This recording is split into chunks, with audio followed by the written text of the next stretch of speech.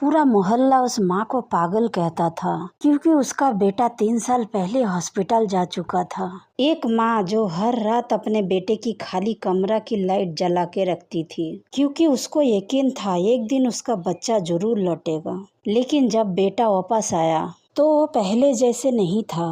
उसके मुस्कान के पीछे छुपा था दर्द, अकेलापन और टूट चुका दिल। यह कहानी सिर्फ एक माँ बेटे का नहीं है, हर उस बच्चे की है जो अंदर ही अंदर दर्द सहते रहता है, और हर उस माँ की जो बिना बोले अपने बच्चे की दर्द समझ जाती है। अगर कहानी दिल को छू जाए तो प्लीज़ लाइक शेयर सब्सक्राइब जरूर करिएगा। रात के ठीक 11 बज चुका था, पूरा घर सो रहा था, लेकिन उस छोटे सी कमरे की पीली रोशनी अब भी दरवाजा की दीवार से बाहर आ रही थी। माँ धीरे धीरे कमरे में दाखिल हुई। पहले उन्होंने बिस्तर ठीक की, फिर तकिया को हाथ से सहलाया, फिर अलमारी खोली। अंदर बच्चे की पुरानी किताब रखी हुई थी।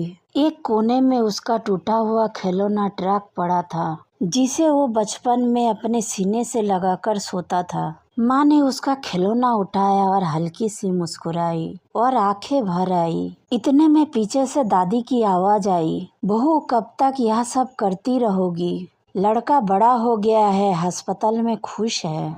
माँ ने आंसू छुपाते हुए कहा, माँ जी मुझे पता है वो बड़ा हो गया है, लेकिन यह कमरा अभी भी उसका इंतजार करता है। दादी गहरी सांस ली और बोली, कम से कम रात को ये इसका लाइट तो बंद कर दिया करो, बिजली का बिल कितना आता है। माँ कुछ सेकंड चुप रही और फिर धीरे से बोली, अगर मेरा बच्चा रात को अचानक वापस लौट आएगा तो उसे अंधेरा बिल्कुल पसंद नहीं है। यह कहते कहते उसकी आवाज कांप गई। दादी भी चुप हो गई। उस बच्चे का नाम आयान है। यह 3 साल पहले की बात है। पहली बार घर छोड़ के शहर के अस्पताल में पढ़ने गया था। जाने वाले दिन माँ ने बैग में चोरी छुपे छोटे छोटे खत रख दिए थे। खाना टाइम पर खाना, दवाई लेना मत भूलना, डर लगे तो मुझे कॉल कर लेना। लेकिन आयान बड़ा हो रहा था। शुरू शुरू में रोज वीडियो कॉल करता था, फिर कॉल कम होने लगे, फिर सिर्फ बिजी हूँ अम्मी वाले मैसेज आने लगे। लेकिन माँ का इंतजार कभी कम नहीं हुआ। हर रात उसकी कमरे की सफाई करती, पानी की बोतल भर कर रखती और कमरे की लाइट जलाकर सोती। जैसे अभी दरवाजा खोलेगा और आयान भागता हुआ बोलेगा, अम्मी भूख लगी है। उस रात भी माँ ने कमरे की खिड़की बंद की, तकिया को ठीक किया और जाते जाते मुस्कुरा कर बोली, गुड नाइट बेटा। लेकिन जैसे ही वो मुड़ी, अचानक दरवाजे की घंटी बजी। रात के ठीक 12 बजे। माँ का दिल जोर से धड़क उठा, इतना रात को कौन है? रात के ठीक 12 बजे पूरा घर सन्नाटा था। घंटी दोबारा बजी, टिंग टंग। माँ का दिल अचानक तेज धड़कने लगा। उसने जल्दी से अपने आंसू पोंछे और सीढ़ियों की तरफ भागी। दादी पीछे से बोली, इतना रात को कौन होगा? लेकिन माँ का मन ना जाने क्यों अंदर से कांप रही थी। ऐसे लग रहा था जैसे उसका दिल पहले से पहचान चुका हो। वो भागते हुए दरवाजा तक पहुंची। हाथ कांप रहा था, धीरे से कुंडी खोली। दरवाजा खुला, सामने आयान खड़ा था। कंधे पर बैग, चेहरा थका हुआ और आंखें लाल, और होठों पर वही बचपन वाली मुस्कान, अम्मी। बस इतना ही सुनना था। माँ जैसे पत्थर ही हो गई। 3 साल का इंतजार अचानक उसकी आंखों में उतर आया। अगले ही पल उसने आयान को कस कर गले लगा लिया। मेरा बच्चा, तू अचानक बिना बताए? आयान भी बच्चे की तरह अपने माँ से लिपट गया।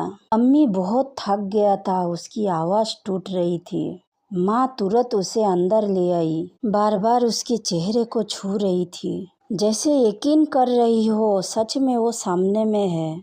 दादी की आंखें भी भर आई। अरे पगले, एक फोन तो कर देता। लेकिन आयान चुप था, वो पहले जैसे नहीं लग रहा था। घर में कदम रखते ही उसकी नजर सीधा उसकी कमरे पर गई। ऊपर से वही हल्की पीली रोशनी आ रही थी। आयान कुछ सेकंड उसे देखता रहा और फिर धीरे से बोला, अम्मी आपने अभी तक लाइट बंद नहीं की?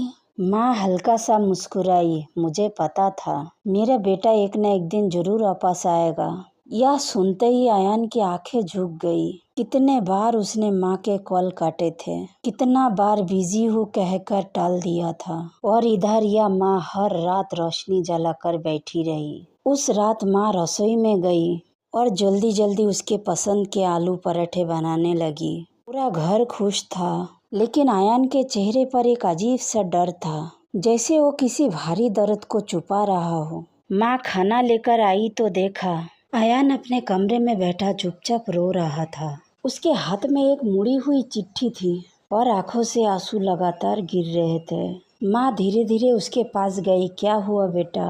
आयान तुरंत घबरा गया। उसने चिट्ठी छुपाने की कोशिश की। कुछ नहीं अम्मी, लेकिन माँ तो माँ होती है। उन्होंने उसके कपते हाथ पकड़ लिए। मुझे देखो। बस इतना सुनते ही आयान टूट गया। वो छोटे बच्चे की तरह माँ के घुटने में सर रखकर रोने लगा। अम्मी, मैं बहुत अकेला पड़ गया था। माँ का दिल कांप उठा। उन्होंने अपने बेटे का बाल प्यार से सहलाया। क्या हुआ मेरे बच्चे? आयान रोते हुए बोला। अस्पताल में बहुत दोस्त थे, लेकिन कोई अपना नहीं था। उसकी आवाज भारी हो रही थी। जब मैं बीमार पड़ा तो किसी ने पानी तक नहीं पूछा। माँ की आंखें भर आई। आयन ने कांपते हाथों से वो रिपोर्ट माँ को दे दी। रिपोर्ट में लिखा था सेवर एंजाइटी डिप्रेशन। माँ के पैरों तले से जमीन खिसक गई। यह कब से? आयान चुप रहा और धीरे से बोला, काफी महीने से। मैं रात रात भर सो नहीं पाता था अम्मी। कमरे में घुटन होती थी, डर लगता था। उसकी आंखों से आंसू बह रहे थे। कई बार आपका नंबर खोलकर देखते रहता था, लेकिन सोचता था आप परेशान हो जाओगी। माँ अब खुद को रोक नहीं पाई।